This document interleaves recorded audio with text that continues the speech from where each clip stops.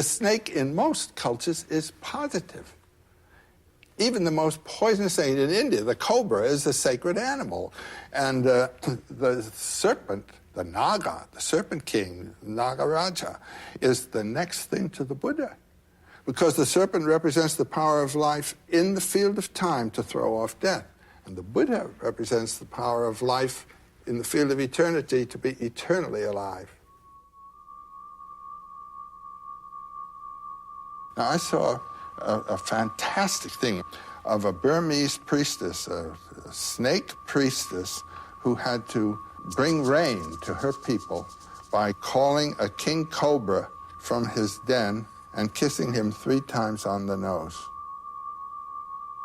There was the cobra, the giver of life, the giver of rain, which is of life, as a divine, positive, not negative figure. The Christian story has turned it around because the serpent was the seducer. Well, what that amounts to is a refusal to affirm life. Life is evil in this view. Every natural impulse is sinful unless you've been baptized or circumcised in this tradition that we've inherited, for heaven's sakes. By having been the tempter, women have paid a great price because in mythology, some of this mythology, they are the ones who led to the downfall. Of course they did. I mean, they represent life. Man doesn't enter life except by woman. And so it is woman who brings us into the world of polarities and a pair of opposites and suffering and all.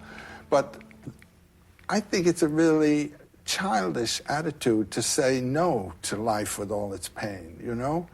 To say this is something that should not have been. Schopenhauer, in one of his marvelous chapters, I think it's in The World's Will and Idea, says, life is something that should not have been.